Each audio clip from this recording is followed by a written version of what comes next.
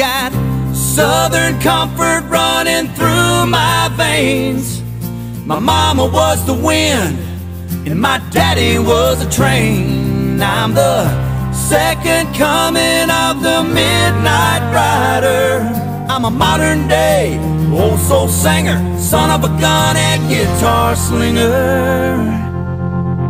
I spent 10 years picking on a 6-string, working the bar scene, burning it down to the ground, looking for a sound that ain't been found by no one else, sticking true to myself. So I took it up a highway, southbound interstate, counting on a big break, trading my legs for tips, learning to live like I never did. I was dead broke, like a bad joke. Got Southern comfort running through my veins. My mama was the wind and my daddy was a train. I'm the second coming of the midnight rider. I'm a modern day old soul singer, son of a gun and guitar slinger.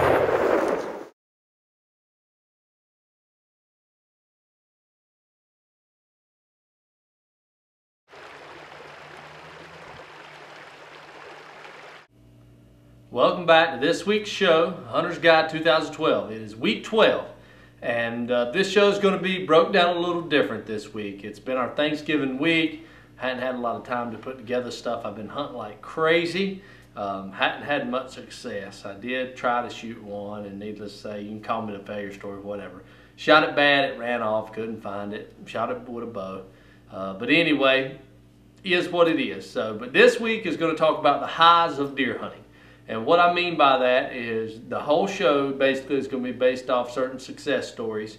And first we're going to talk about real quick with the weather. I'm going to do it this week. It's as simple as it's going to be nice to hunt. Highs low 60s, upper 50s, lows in the 30s. Possible chance of rain on Tuesday. A better chance of rain on Saturday. If it does rain Tuesday, look to get in the stand on Wednesday because the deer are still trying to rut. I personally think all the bucks, the bigger bucks anyway, are locked up tight with does. They felt a lot of pressure last week, and it's going to be tough to see them. But if it rains on Tuesday, they're going to want to get up on their feet and start walking because with moisture on the ground, their noses work better. They're going to still be smelling around for the does that are still coming in heat, and it might be a very good opportunity Wednesday to kill a big buck. So anyway, we're going to jump right into it this week, and the first success story we're going to talk about is my buddy Tom. He shot this buck up in Stokes County, close to Rockingham County line. Him and his son was hunting out of a ground blind from what I understand, and this buck grunted this nice North Carolina buck in. So that's our first success story of the day, and thanks for sending us that picture, Tom. Second, we're going to talk about Mr. Harvey here. Mr. Harvey kills big deer every year. He shot this buck, central North Carolina. I really don't know what county. If you look at this deer, the body on it is tremendous. The deer's got to be 7 or 8 years old. The horns are a little goofed up. Ain't no telling. I don't know if it grew like that, if it was hurt or what, but it is just a phenomenal deer. I think it had 11, 12 points total, but it is very mature and very old, and he is a true testament to what it takes to grow big deer because he kills nice deer every year because he manages his land.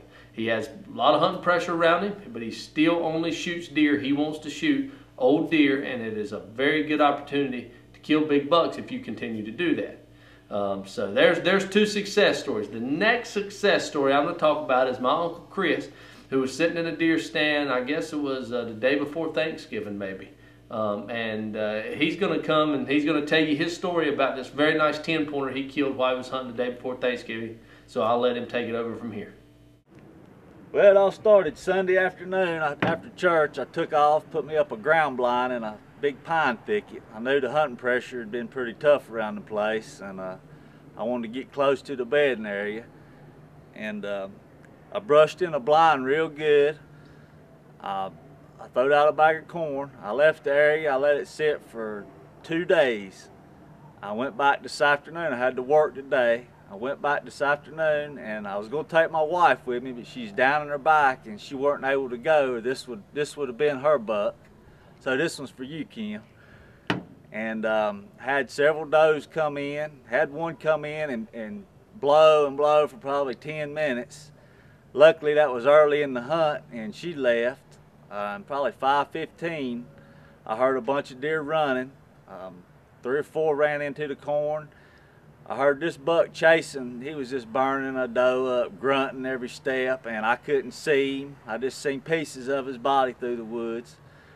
Finally, she ran in, and he wasn't far behind her, and he put his head down and gave me a good shot. And Lord blessed me this afternoon. All right, and a couple more success stories for this week is one here is another friend of mine, Randy Shoemaker, hunting here in the Davidson County area. Killed his biggest whitetail to date in a secret spot. He wouldn't even tell me where it was at, even though I really know where it was at. But it was very nice. I think it was a 9-pointer total. Had a real neat sticker off his base. But he put the good shot on it just a few days before Thanksgiving as well, or maybe the week before Thanksgiving. But I wanted to talk to you a little bit about that and show you that picture. Don't really know the story much of it, but same again. Here's another fella I know by the name of Josh. He actually killed this deer close to his house, I believe. It was a real nice 8 or 9 pointer, pretty wide and super. You know, all these deer are real nice deer for Central North Carolina, and that's kind of what I want to talk to you about. You know, the fact that all these deer live to get the age they are when they're shot means somebody passed them up, and I know that's tough for people to believe, but if you let deer walk and get bigger and get older, it's much more fun when you do shoot them. That the racks are just tremendous. You know, they have neat characteristics. Again, just because you think somebody else might shoot it, and they might, for all we know, they really might. But if you do not let deer grow, then they're not going to grow whatsoever, and you won't never have opportunity to kill a big buck if you shoot them before they get the right age. So there's 2 more pictures of that there. And then lastly here, I want to talk to you and show you these few pictures of these other, one's a North Carolina buck killed, I believe, close to Rockingham County. Tremendous non-typical type buck. And then the last one is, and you might have seen the picture, it's been passed around through cell phones, internets, and everything else. But it's 33 inches wide from what I understand. And it is a tremendous buck killed just in Virginia, right on the Virginia-North Carolina line, but it was just in Virginia. Killed with a bow, actually, the day before gun season come in. I think it was November the 2nd up there. So I don't know the story. I would love to know the story. If you know anything about the story, how this deer got shot and all that stuff, please let me know and we'll talk about it some more. But that's our show this week. It's short, sweet, and keep killing deer. I want more success stories for next week. Me and Dad are off, and might even take Roy with us again. He come in for Thanksgiving, and I'm just going to tell you just to be prepared for next week. I thought he went home. Come to find out, he went hunting. And me and Audrey was headed hunting the day after Thanksgiving, and next week you're just going to have to see what we encountered with Roy. So he's something special is all I know. But get out there and hunt this week. It's going to be a good week. Full moon, the deer are going to be on their feet midday. And I know it's tough for people to work and this and that, but if you can get out there and hunt midday, or even till 10 o'clock or so, it's going to be a great time to kill a deer on into the morning and early afternoon. So stick around. We'll see you next week here at Hunter's Guide.